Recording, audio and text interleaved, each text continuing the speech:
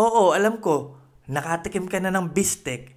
Pero nakatikim ka na ba ng creamy bistek? Isang ingredient lang ang dinagdag pero sobra ang isinarap. Madali pa to sa easy. Tuturuan ka ni Tipsy. Let's go! Yo, welcome to Pimp Your Food. Shoutout sa isa nating viewer na si Jan Arbo. Sasabi lang siya nagre-request. Sabi niya, pag naghahanap siya ng madali at masarap na recipe, dito siya nanonood sa Pimp Your Food. Maraming salamat. Walang nag-request nitong iluluto natin ngayon. Pagbigyan ko lang muna yung cravings ko. Next episode, balik tayo sa paggawa ng mga request nyo, okay? Meron lang ako dito kalahating kilo ng karne ng baka. Pinahiwa ko ng maninipis, pang bistek. Ayan, marinate lang natin. Nilagyan ko yan ng paminta, pinitpit na bawang, kalahating tasa ng paborito nyo toyo, kalahating tasa ng kalamansi. No, tas optional naglagay ako ng liquid seasoning. Ayan, kung gagawin nyo to, wag nyo akong gayahin. Gumamit kayo ng malaking lalagyan para di kayo mahirapan. Haluin nyo lang, i-massage, tapos marinate natin ng 2 oras. Kung nagmamadali kayo, pwede na 1 oras. Alright? Pagkatapos ng 2 oras, i-drain lang natin, no? Para, ayan, makuha natin. Gagamitin kasi natin yung pinagbabaran yan. Para na rin hindi ganun katalsik itong ating mga karne ng baka pag pinirito. Piprito kasi natin yan. Hayaan lang natin mag-drip saglit, no? Ayan, tapos ayan, kapag napatiktikan na natin ang ating mga karne, ayan, magpiprito na po tayo. Both sides, sear lang natin, no? Hanggang sa mag-brown lang. Ganun lang naman. Tapos, pwede na muna natin yung i-set aside.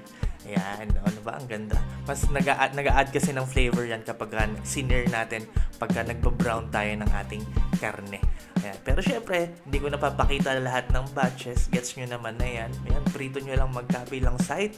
Kapag naging brown na sear na both sides, ayan, set aside. And then, mag-start na tayo mag-gisa.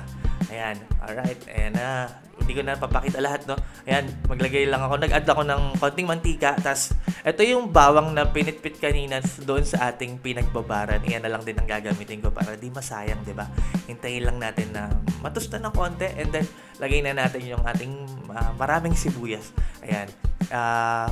Yan ang magpapasarap ng ating sarsa. Ay ang sibuyas na yan. Kaya, damihan nyo. Alright, pag nagiwalay na yung ating sibuyas, pwede na natin ibalik yung naprito nating karne ng baka kanina. Ayan, sama na lang din natin sa gisa. Kahit mga 60 seconds lang. And then, pwede na natin ilagay yung ating pinagbabaran. Ayan ang magpapasarap dyan. Tapos, maglalagay ako ng 1 tasa ng tubig. No? Kung gusto nyo ng masabaw na bistek, dagdagan nyo na lang ng tubig. Ganun lang naman yan. Ayan, haluin natin ng konti. Tapos, para mas malinam na, maglalagay ako ng kalahating beef cube. Kalahati lang, no? Para hindi masyado maalat. Pero kung maraming sabaw ang ginamit nyo, syempre, 1 buong beef cube ang gamitin nyo. Ayan. Simmer lang natin yan ng mahinang apoy, ng may takip, hanggang sa lumambot ang ating baka. Pero dahil nga manipis lang ang pagkakahiwa niyan, mabilis lang naman yan lalambot. Ayan, malapit na tayo matapos. Oras na malambot na ang ating baka, ilagay na natin ang ating cream. No, gaano karami? Ang totoo, tinansya ko lang eh. No, siguro, pero approximately siguro nasa kalahating tasa. Nasa sa inyo naman yan. Ako nagbabase lang kasi ako sa kulay at syempre sa lasa na rin, diba? Ayan, pag satisfied na ako sa kulay, sa timpla ng ating sauce, ating sabaw, ayan, laglagay pa ako ng paminta. Ba't naman hindi, di ba? Haluin lang natin konti. Tapos ito na, patapos na tayo. Final touch. Lagay na natin ang ating mga onion rings. And then, tatakpan lang natin yan para ma-steam. Lumambot lang ng bahagya ating sibuyas. No? Tapos, pwede na natin yan i-serve. Ayan. Pagkatapos ma-steam, and now, look at that. Sabi ko naman sa inyo, isang ingredient lang na dagdag. Cream lang. Pero, sobra ang idadagdag na sarap sa inyong bistek. Kung hindi nyo pa ito nasusubukan, ito na sa inyo subukan at maniniwala kayo sa sinasabi ko. Ang sarap niyan.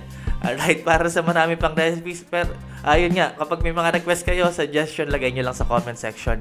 Para sa marami pang recipes, huwag nyo kalimutan mag-subscribe sa aking YouTube channel, Tipsy Goes Random. Follow nyo ako sa Facebook at Pimp Your Food. At follow nyo ako sa TikTok at Kev_Andrade. Maraming salamat sa palagi niyong panonood, pagtangkilik, pagsupport at pagsubaybay. Ako po si Tipsy D. God bless sa inyo lahat. Peace!